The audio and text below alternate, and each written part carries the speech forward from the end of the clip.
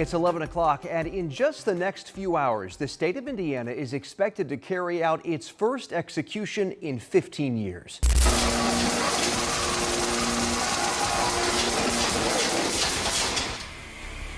Well, next week's planned executions are the result, of course, of federal convictions. But the state of Indiana still has the death penalty as well. Okay, so there we go.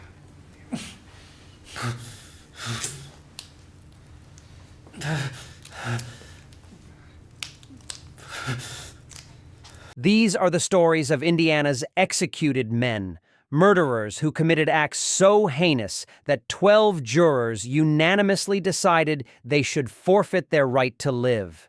For some, their journey to the execution chamber was swift. For others, it stretched across decades of appeals. But for all, the end was the same.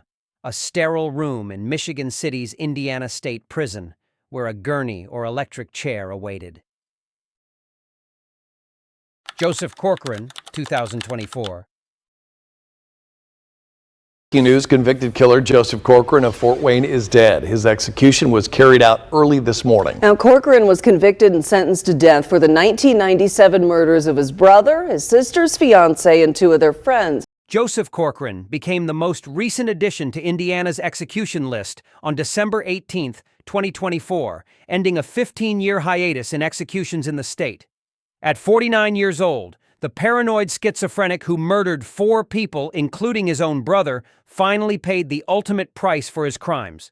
In 1997, Corcoran killed his brother James, his sister's fiancé, Robert Scott Turner, and 2 others, Douglas A. Stillwell and Timothy G. Bricker, in a fit of paranoid rage.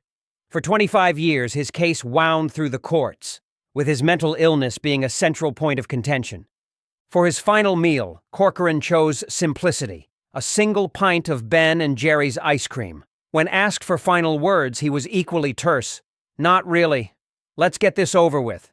The execution was carried out by lethal injection, and Corcoran was pronounced dead at 12:44 a.m., bringing closure to a case that had stretched across generations. Matthew Eric Wrinkles, 2009.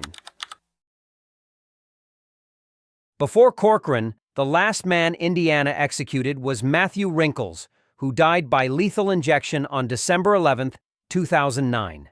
Wrinkles murdered 3 people in 1994 during a messy divorce: his estranged wife Deborah, her brother Mark Fulkerson, and Mark's wife Natalie. The chilling premeditation of his crime stood out. Wrinkles applied camouflage face paint, armed himself with a .357 Magnum, and broke into the home where his wife was staying. Children were present during the rampage, hiding in terror as their loved ones were gunned down. For his final meal, Wrinkles chose prime rib, a loaded baked potato, pork chops with stuffing, and birthday cake, as his execution date fell near his birthday. His final words were directed to his children: "I hope that you find peace and joy in your lives. I hope that someday you can forgive me." Wrinkles was pronounced dead at 12:39 a.m. David Leon Woods, 2007. Woods was executed on May 4, 2007 for the 1984 stabbing death of his 77-year-old neighbor, Juan Plasencia. Woods was just 19 when he stabbed the elderly man 21 times during a robbery. For his final meal, Woods requested specific fast food: pizza, fried chicken, lasagna, and ice cream. Comfort foods before the ultimate discomfort. His final statement included an apology to the victim's family: "I am truly sorry. I've lived with that truth for a long time. I hope my decision for the death penalty brings you some peace." The lethal injection was administered, and Woods was pronounced dead at 12:35 a.m., ending a life marked by drug addiction and violence that had begun in childhood. Marvin Beegler, 2006. Beegler was executed on January 27, 2006, for the 1981 murders of Tommie Miller and his pregnant wife Kimberly. The couple was shot multiple times in their mobile home, supposedly over a drug debt. For his final meal, Beegler requested a specific brand: T-bone steak from Longhorn Steakhouse, with fries and 24 shrimp. Unlike many condemned men, Beegler maintained his innocence until the end, offering no apology and instead telling witnesses, "Let's get on with it. Let's rock and roll. It's all going to be good." The 58-year-old took his last breath at 1:17 a.m., still proclaiming he had not committed the murders that put him on death row for 24 years. Alan Matheney, 2005. Alan Matheney's 2005 execution highlighted a catastrophic failure of the criminal justice system.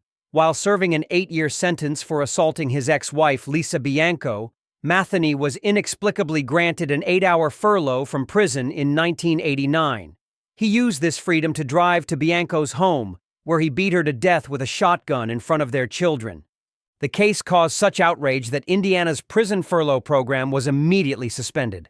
For his final meal, Matheney chose chicken wings, fried chicken, potato wedges, corn on the cob, biscuits, and a chocolate shake. His final statement, read by his attorney, was, "I love my family and my children. I'm sorry for the pain I caused them. I thank my friends who stood by me. I'm sure my grandchildren will grow up happy and healthy in the care of their wonderful parents." Matheney was pronounced dead at 12:27 a.m. on September 28, 2005. Kevin Connor, 2005. Connor was executed on July 27, 2005, for the 1988 murders of 3 people, Tony Moore, Bruce Voge, and Steve Wentland, during a robbery at an Indianapolis pool hall. For his final meal, Connor chose prime rib, shrimp, lobster, and German chocolate cake. His final words, "I want to say I'm sorry to the people of the families of the victims who are departed. I ask for their forgiveness." The triple murderer was pronounced dead at 12:13 a.m., 17 years after the crimes that placed him on death row. Gregory Scott Johnson, 2005. Johnson was executed on May 25, 2005, for the 1985 murder of 82-year-old Ruby Hutzlar. Johnson beat the elderly woman to death before setting her house on fire to cover the crime. His final meal request was modest: pizza and cheesecake. In his final statement, Johnson apologized. "I hope that the communities and families of those I've hurt can find it in their hearts to forgive me for all the pain I've caused." Johnson's case gained additional notoriety when he requested to donate organs upon his death, a request denied due to execution protocols. He died at 12:28 a.m. Bill Benefiel, 2005. Well, next week's planned executions are the result, of course, of federal convictions. But the state of Indiana still has the death penalty as well. In 2005, Terre Haute resident Bill Benefiel was put to death after some horrific crimes that involved kidnapping, torture, and rape. Benefiel was executed on April 21, 2005, for the horrific 1987 abduction, torture, and murder of 19-year-old Dolores Wells. He kept her bound and gagged for 4 months before killing her. He had previously killed another young woman, Alicia Elmore. For his final meal, Benefiel requested an unusual combination: pizza, a steak, a chili dog, and a mixture of Pepsi and Coke. He declined to make a final statement, dying silently at 12:35 a.m. via lethal injection. His case was particularly disturbing due to the extended period of torture his victims endured. Donald Ray Wallace, Jr., 2005. Wallace was executed on March 10, 2005, for the 1980 murders of the Gilligan family, Patrick, Teresa, and their children Lisa, 5, and Gregory, 4. Wallace broke into their home, not expecting anyone to be there, then executed the entire family when they returned. His final meal choice reflected Southern comfort food: fried chicken, a baked potato, 2 slices of apple pie, and a soft drink. Wallace's final statement was defiant: "I hope everyone can find peace with this." The quadruple murderer died at 12:23 a.m., 25 years after committing one of Indiana's most infamous family annihilations. Gerald Bivens, 2001. Gerald Bivens made history by being the first Indiana death row inmate allowed to have his final meal cooked by a family member. His mother, Jean, prepared his chosen meal of chicken wings, fried chicken, potato wedges, corn on the cob, biscuits, and a chocolate shake in the prison kitchen under supervision. Bivens was executed on March 14, 2001, for the 1991 murder of Reverend William Radcliffe at an interstate rest stop. In a tragic postscript, his mother attempted suicide at her hotel shortly after sharing that final meal with her son. His final statement included an apology.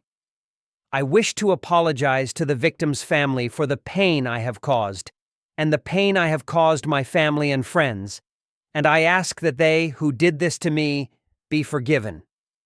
Bivens was pronounced dead at 12:26 a.m. D. H. Fleenor, 1999. D. H. Fleenor's case stands out for its cold-blooded execution of his former in-laws. On December 12, 1982, Fleenor murdered Bill and Nyla Harlow in front of his wife and their children. He shot Bill Harlow first, and when Nyla tried to help her husband, Fleenor shot her in the head.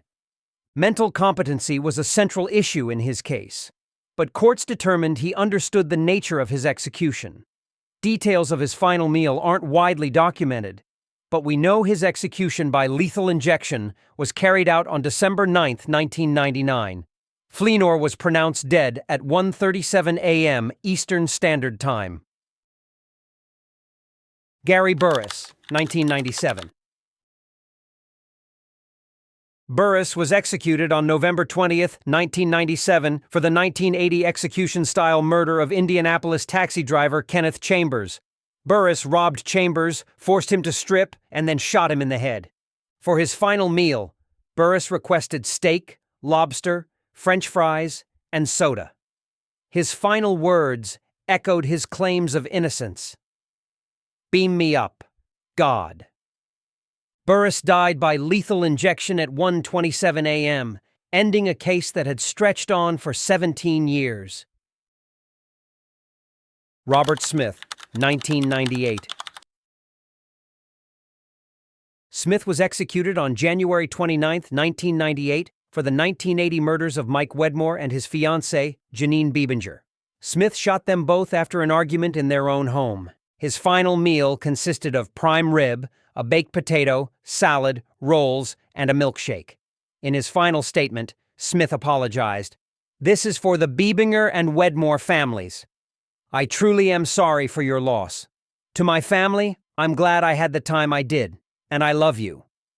Smith was pronounced dead at 12:27 a.m., becoming the sixth person executed in Indiana since the reinstatement of the death penalty. Tommie Smith, 1996. Tommie Smith, who was executed on July 18, 1996, for his role in the 1980 murder of Indianapolis Police Sergeant Jack Orberg, made Indiana history for all the wrong reasons.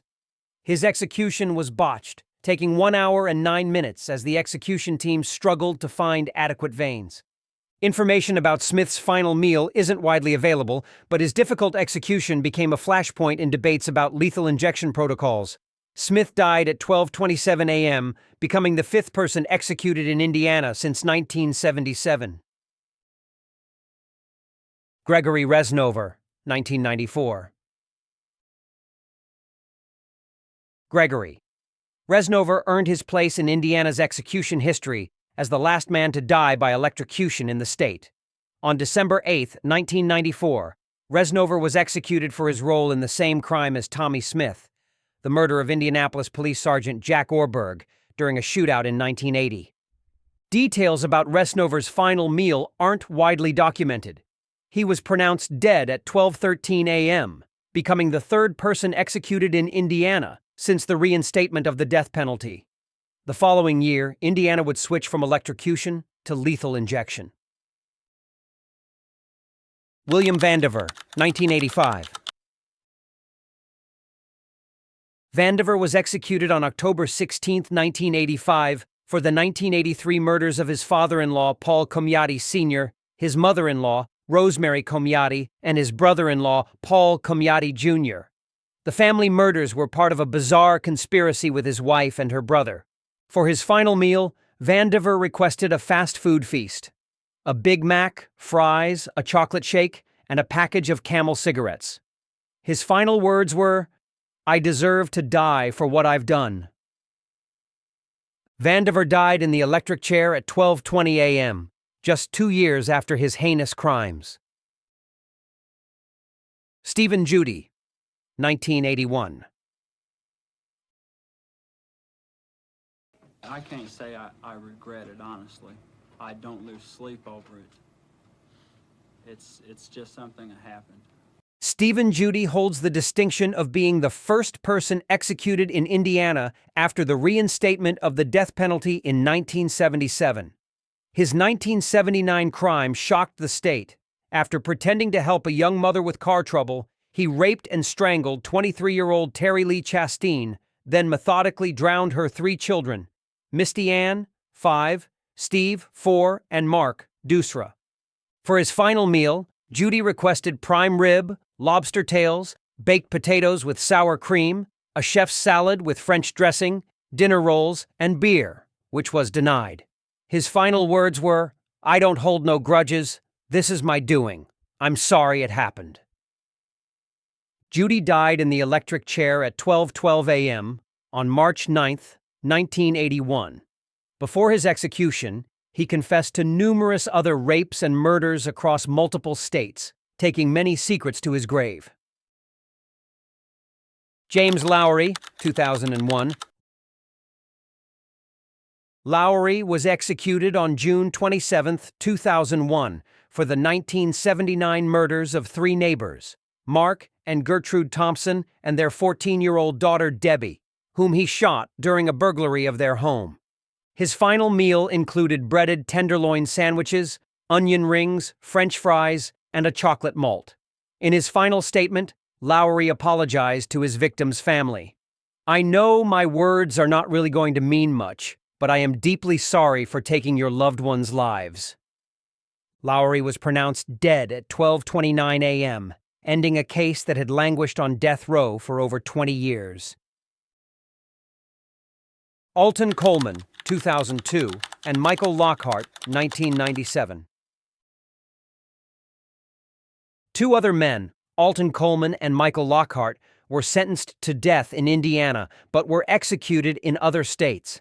Coleman was executed in Ohio in 2002 for his interstate killing spree that claimed at least 8 lives across the Midwest.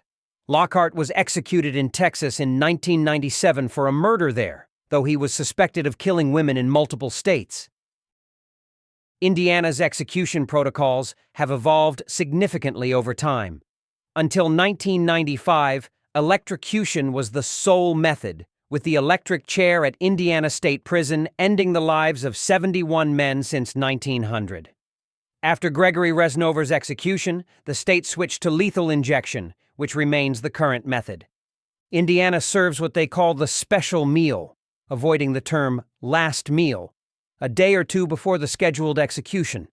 Prison officials explain this prevents digestive issues during the execution. The meals are typically prepared by local restaurants and delivered to the prison. When the execution day arrives, the condemned is moved to a holding cell near the execution chamber. Witnesses, limited to family members, spiritual advisors, and officials, view the execution through glass windows.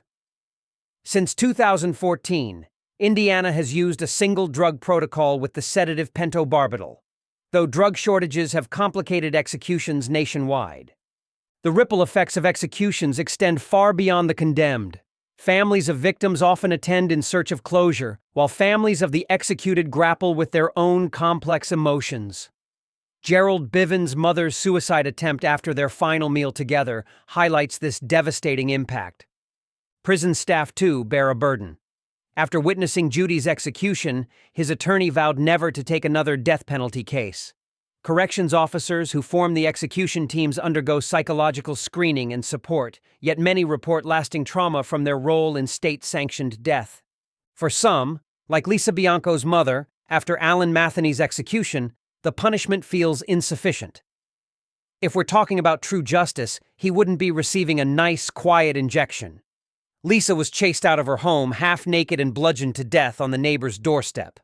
What he is getting is going to be a piece of cake compared to that. Indiana's 21 executions since 1977 have shaped the state's approach to justice in profound ways. After Matheney's murder of his ex-wife while on furlough, Indiana overhauled its victim notification system and tightened release protocols. The state paid $900,000 to Bianco's family, essentially admitting fault in her death. The 15-year gap between Wrinkles' 2009 execution and Corcoran's in 2024 reflected nationwide challenges in obtaining execution drugs. When Governor Eric Holcomb announced the resumption of executions, he stated Indiana had, after years of effort, obtained pentobarbital.